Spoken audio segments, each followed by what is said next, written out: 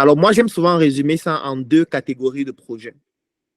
Ça veut dire qu'il y a des projets qu'on peut faire à distance et il y a des projets qu'on ne peut pas faire à distance. C'est toujours très important d'être conséquent lorsqu'on a ces informations. Ça ne sert à rien de se lancer dans un projet alors qu'en réalité, il est techniquement impossible de mener ce projet à distance du fait de certaines contingences qu'on ne peut pas contrôler. Donc, je vais juste donner ces deux catégories de projets avec quelques exemples. Je ne vais pas entrer trop en profondeur. C'est pendant vos questions que je pourrai répondre à des préoccupations qui sont précises. Donc, je vais commencer par les projets qu'on ne peut pas faire à distance. Et quand je dis qu'on ne peut pas faire à distance, c'est en tant qu'entrepreneur.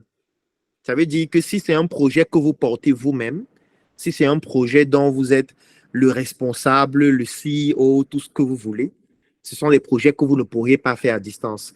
Vous pourriez les faire à distance sous une autre casquette. Peut-être vous êtes dans le département lobbying du projet, peut-être vous faites dans la recherche et développement, peut-être vous faites dans la relation publique ou les relations publiques, peut-être vous êtes juste investisseur ou actionnaire. Mais si c'est un projet que vous portez vous-même, c'est-à-dire que c'est vous qui devez rendre compte à vous-même ainsi qu'à vos collaborateurs de comment est-ce que le projet va se dérouler, comment est-ce qu'il se développe et comment est-ce qu'il doit pouvoir croître de manière exponentielle en fonction du marché. Voici dans un premier temps les projets, du moins la catégorie de projets que je ne vous recommande pas de faire. La première catégorie, ce sont les projets industriels. Donc, si vous avez un projet industriel, qu'importe le type d'industrie, je ne vous recommande pas de faire ce type de projet à distance. Je déconseille totalement. Qu'est-ce que j'entends par projet industriel? C'est le fait de prendre une matière première quelconque, de la transformer et de la commercialiser sous forme d'un produit manufacturé. Si votre projet consiste à transformer une matière première et la commercialiser, je ne vous recommande pas de faire ce type de projet en Afrique, en étant vous-même le porteur de projet à distance. Moi, je ne recommande pas. Vous pouvez être dans un segment du projet, comme je l'ai expliqué antérieurement, mais si vous portez le projet vous-même, qu'est-ce qui va faire en sorte que ce soit très difficile, voire impossible? C'est le fait que ce sont des projets qui nécessitent un monitoring quotidien. Ça veut dire qu'il faudrait être là de manière quotidienne pour pouvoir évaluer un certain nombre d'indicateurs. Indicateurs qui, s'ils ne sont pas contrôlés de manière rigoureuse, peuvent très rapidement entraîner la faillite de l'entreprise. Qu'importe les moyens investis, qu'importe votre talent, qu'importe l'équipe que vous avez, qu'importe toutes les ressources dont vous disposez. Donc, si vous êtes à distance et quand vous avez lu le thème, vous vous êtes dit, OK, j'ai envie de lancer mon industrie en Afrique et que c'est vous qui allez porter ce projet en étant à distance, moi, fondamentalement, après, c'est mon avis. Peut-être quelqu'un va prendre la parole tout à l'heure, il va démontrer le contraire. C'est ça qui est bien avec l'entrepreneuriat parce que les expériences ne sont pas les mêmes. Moi, après avoir tapé poteau pendant 10 ans, parce que quand j'ai fini mes études de médecine, pendant pratiquement 10 ans, je n'ai fait que taper poteau dans tellement de projets. Moi, je ne peux pas recommander ça à quelqu'un parce que si moi, j'ai tapé autant de poteaux en étant sur place, je ne sais pas comment vous allez faire en étant à distance. Ce sera... En tout cas, il va sûrement vous rappeler qu'on ne pleure pas. À chaque fois que vous allez essayer de pleurer, il va dire non, ne pleure pas, ne pleure pas. Personne ne t'avait envoyé, personne ne t'a envoyé faire ça. Donc, tu ne peux pas venir pleurer maintenant, non. Considère juste que l'argent que tu as perdu là, c'est comme, voilà, c'est comme si on t'avait agressé en route, quelqu'un a pris la fuite avec. Considère ça comme ça. Donc, laisse ça comme ça. Passons à autre chose. Voilà, moi, les projets industriels, je ne recommande pas à quelqu'un qui est à distance. Maintenant, c'est clair qu'on peut le faire de manière progressive parce qu'un projet se déroule en plusieurs étapes. Quand je dis projet industriel, ça ne signifie pas forcément qu'il faut commencer par construire des bâtiments, mettre en place l'usine, mettre les machines et tout. Ça peut se faire en plusieurs étapes. Donc, peut-être dans votre démarche, vous êtes en train d'y aller progressivement. Peut-être vous avez décidé de commencer par la recherche et développement. Peut-être vous avez décidé de commencer par une étude de marché. Donc, de temps en temps, vous venez dans le pays en question pour essayer de découvrir comment ça se passe, causer avec les fournisseurs, causer avec les acteurs du marché, les différents interlocuteurs. Si c'est dans cette démarche que vous êtes, c'est-à-dire que vous êtes en train de le faire progressivement dans le but d'obtenir le maximum d'informations afin qu'ultérieurement, vous puissiez vous installer et le faire de manière définitive, là, ça a un sens. Mais dit que vous allez le faire à distance, moi, je déconseille totalement. Deuxième type d'investissement que moi je déconseille de faire à distance lorsqu'on est de la diaspora, c'est le commerce. C'est tout ce qui tourne autour du commerce. Moi, je ne veux pas être fake.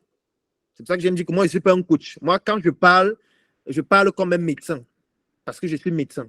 Donc, même quand je parle de projet en général, je prends toujours le projet comme un être humain. Ce n'est pas pour rien qu'on appelle les projets les personnes morales, parce que c'est d'abord une personne qui a une vie, qui a des sensibilités, qui a des émotions, avec des équipes qui tournent autour. Donc, moi, je considère toujours ça comme quelque chose, comme une entité vivante. Et je pense que les personnes qui ont eu à appeler les projets les personnes morales, c'est les personnes qui comprenaient que le projet, il vit, il grandit, il meurt, il se régénère, il renaît de ses cendres, ainsi de suite.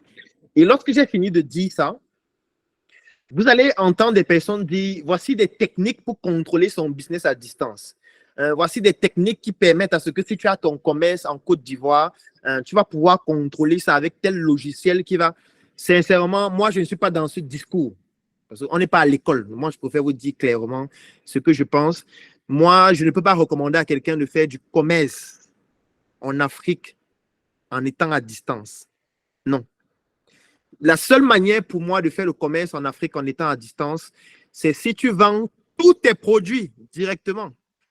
Ça veut dire quoi? Ça veut dire que si, par exemple, tu veux vendre les téléphones en Afrique, au lieu de dire que bon, tu as acheté les téléphones, tu as déposé ça dans une boutique en Afrique, il y a des gens qui sont en train de vendre et ils te font les rapports chaque soir. Moi, je déconseille ça parce qu'un jour, on va vous appeler et puis vous allez faire un AVC en route. Vous allez devenir fou. Donc, moi, je ne veux pas que dans le groupe un jour, on écrit que voilà, Nefertiti est devenue folle parce que son partenaire au Togo lui a envoyé un message pour dire que le stock de la marchandise, la boutique, on est arrivé, c'est vide. Non, moi, je ne veux pas que vous deveniez fou en fait. Si vous avez quelqu'un qui peut acheter toute votre marchandise directement, vous dealez, vous lui vendez ça à un prix de gros, il donne tout l'argent, il prend, il fait ce qu'il veut avec.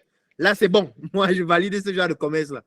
Mais le genre de commerce où vous devez faire venir la marchandise et suivre comment ça évolue au quotidien, les ventes et tout, je déconseille totalement. Qu'importe le type de produit qu'on vend, moi, je vous déconseille de le faire. Sauf si, comme je l'ai dit antérieurement, c'est une démarche progressive. Ça veut dire que, OK, j'ai envie de faire du commerce en Afrique.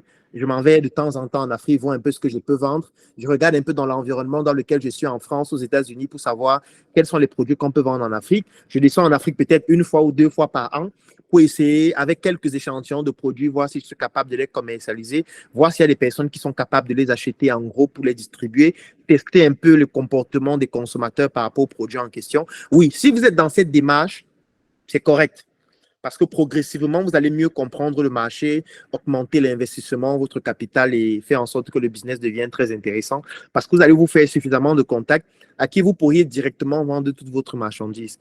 Mais si le but, c'est de vous dire, OK, j'ai ma boutique au Togo, j'ai ma boutique au Ghana, et puis j'ai quelqu'un qui est dans ma boutique, il vend chaque jour. Il m'envoie les rapports sur un logiciel trop puissant là, qui permet de contrôler son business à distance. Ah, en tout cas, nous sommes dans le groupe ensemble. Vous allez venir nous faire un témoignage, surtout le week-end, quand le groupe est ouvert. Essayez de discuter, essayez de partager vos expériences et on sera là pour vous consoler lorsque ça va mal tourner. Donc, moi, je ne conseille pas ça. Autre chose, c'est le fait que toutes les activités qui nécessitent un monitoring quotidien, moi, je ne conseille pas de le faire à distance. Toutes les activités entrepreneuriales qui nécessitent un monitoring quotidien, je ne le conseille pas. Donc, si vous avez un projet, parce que forcément, si vous êtes en train de suivre cette formation, c'est que vous avez un projet. Si vous avez un projet et vous analysez, vous vous rendez compte que pour que le projet s'y fonctionne, il faut que chaque jour, je puisse obtenir certaines informations. Il faut que chaque jour, je puisse poser tel type d'action. Et ça doit être fait peut-être par telle personne qui est sur le terrain. Si votre projet est configuré de cette façon et que c'est obligatoire, je vous déconseille de le faire à distance directement. Je déconseille. Vous pouvez le faire par une démarche progressive, mais si vous ne pouvez pas être là vous-même pour assurer ce monitoring vous-même, je le déconseille totalement. Donc, voilà un peu globalement ce que je vais mettre dans les catégories. Je n'ai pas envie de citer les activités parce qu'on passerait toute la formation à citer. Mais si vous avez un projet qui est dans le domaine industriel, qui est dans le domaine du commerce, qui nécessite un monitoring quotidien à distance, je déconseille totalement de le faire. Ça, c'est pour ceux de la diaspora.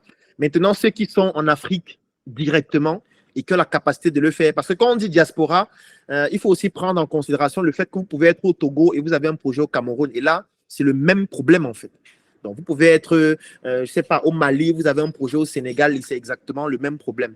Je vais même aller plus loin. Parfois, vous pouvez même être dans le même pays, mais dans deux villes qui sont différentes et le problème n'est pas totalement différent.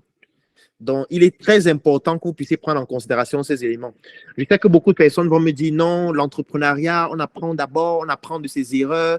Oui, les discours de YouTube. Vous connaissez un peu les discours de YouTube. Vraiment, il faut apprendre de ses erreurs. On échoue d'abord plusieurs fois avant de rebondir. Moi, je dis que ça, ce sont les discours pour les riches. Les gens qui disent ça oublient de mettre en bas NB, c'est pour les riches. Parce que quand tu es pauvre et que tout ton capital, c'est 25 000, c'est interdit d'échouer, en fait. Tu ne dois pas échouer. Donc, les 25 000, là, ça doit marcher. Donc, tu dois faire une pierre, un coup, directement. Parce que si ça ne marche pas, c'est tout ce qui t'est resté, non? Tu meurs une fois. Tu meurs une fois. Donc, tu ne peux pas te permettre d'essayer des choses et voir si ça peut fonctionner. Ça, c'est pour ceux qui ont beaucoup d'argent ou qui ont beaucoup d'options. C'est quelqu'un qui a 2 millions en banque et puis, bon, il va prendre 300 000, il teste un peu un business et puis, bon, voilà, il voit un peu comment ça se comporte. Après, ça ne fonctionne pas, il dit, oh là là, ça n'a pas bien marché. Bon, on va encore tester avec 200 000. Oui, eux, ils peuvent le faire. Mais toi qui n'as pas beaucoup de ressources, il faut que tu limites au maximum ce type de déconvenus qui peuvent arriver. Ça ne veut pas dire que tu ne vas pas échouer, mais au moins, on peut anticiper sur beaucoup de choses. Et ça, c'est très important. Comme on le voyait le mois dernier lors de la formation avec les membres de la Startup Academy, où je leur parlais de comment est-ce qu'on fait pour anticiper sur les difficultés et les problèmes qu'on rencontre lorsqu'on est un entrepreneur. Donc, voilà un peu globalement expliquer les premières, je veux dire, la première catégorie de projets que je ne vous recommande pas de faire pour ceux qui sont à distance. Maintenant, qu'est-ce que je vous recommande de faire? Vous êtes un Africain de la diaspora et souhaitez retourner sur le continent pour pouvoir lancer un certain nombre de projets. Vous êtes un entrepreneur et avez du mal à pouvoir écouler vos différents produits et vos différents services au quotidien. Vous avez un projet fonctionnel et souhaitez peut-être franchir un nouveau cap en allant rechercher des financements pour pouvoir déployer ou vous déployer sur d'autres horizons. Vous êtes peut-être salarié ou simplement au chômage et souhaitez tout simplement lancer une nouvelle activité pour pouvoir générer de nouvelles sources de revenus. Entre le 27 et le 29 juillet 2023, nous avons prévu des offres exclusives pour pouvoir justement répondre à vos différentes problématiques. Parce qu'en tant qu'entrepreneur depuis près de 10 ans, nous sommes passés par toutes ces difficultés-là. Que ce soit les étapes pour pouvoir lancer un projet qui soit fonctionnel, que ce soit la difficulté à commercialiser nos différents produits ou nos différents services, que ce soit même la difficulté tout simplement à pouvoir trouver des financements pour faire passer nos projets à une étape supérieure. Nous sommes passés par toutes ces différentes étapes et c'est l'expérience que nous allons partager avec vous du 27 au 29 juillet 2023 avec des offres exclusives. Les offres, il y en a trois principalement. La première, c'est ce que nous avons décidé d'appeler le pack marketing et vente. C'est un pack qui contient notre principale formation en ce qui concerne le marketing et la vente. Une formation qui dure plus de 40 heures, qui va de la conception des offres irrésistibles à la fidélisation de vos clients, en passant par d'autres modules comme le marketing d'influence et la conception des offres irrésistibles tout simplement. Pendant près de 40 heures, nous partageons avec vous toutes les astuces que nous utilisons sur le plan marketing pour déployer nos différents projets comme Sur Mesure, comme Joka et tous nos autres projets. Ça, c'est pour ce qui est du premier pack qui vous revient à 25 000 francs uniquement. Et pour en bénéficier, une seule chose, le lien qui est dans la description de cette vidéo. Le deuxième pack, c'est ce que nous avons décidé d'appeler le pack entrepreneur. Ce pack contient trois de nos meilleures formations. La première, c'est la formation 1 mois pour devenir mon propre patron. La seconde formation, c'est toujours la même formation, mais cette fois dans sa version rééditée. Et la troisième formation de ce pack, c'est la formation comment faire des investissements ou alors les meilleurs investissements à faire en Afrique en 2023. 2023. C'est une formation du docteur Claudel où il fait un peu le tour d'horizon sur les différents projets que vous pouvez lancer ou les différents types d'investissements que vous pouvez faire en Afrique en 2023. Ce pack contient les 3 formations qui durent un peu plus de 50 heures de formation et qui vont justement vous donner toutes les étapes, toute la méthodologie à suivre pour pouvoir lancer ce projet qui vous tient tant à cœur. Il coûte également 25 000 francs CFA uniquement ou 50 euros pour ceux qui sont hors du Cameroun. Une seule chose pour en bénéficier, cliquez sur le lien qui est dans la description de cette vidéo. Et le troisième pack, nous avons décidé de l'appeler le pack financement. Celui-ci s'adresse principalement à toutes les personnes qui souhaitent trouver de nouveaux leviers financiers pour pouvoir faire passer leur projet à une autre étape.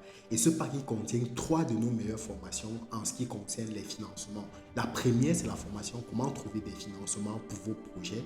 La seconde formation, c'est une formation qui dure plus de 4 heures de temps sur la levée de fonds. Et la dernière formation de ce pack, c'est la formation sur la tontine, qui est un levier super puissant qui est malheureusement négligé dans notre environnement pour pouvoir rechercher des financements. Ce pack également, pour l'acquérir, une seule chose à faire, cliquez sur le lien qui est dans la description de cette vidéo. Vous l'aurez compris, sur cette période-là, allant du 27 au 29 juin 2023, nous mettons à votre disposition des offres juste imbattables à des prix exceptionnels. Et si vous ne bénéficiez pas de ces offres, ce sont des opportunités qui ne reviendront plus tout simplement. Une seule chose à faire, cliquez sur le lien dans la description de la vidéo, surtout qu'en prenant 2 ou 3 packs, vous bénéficiez encore des réductions plus importantes.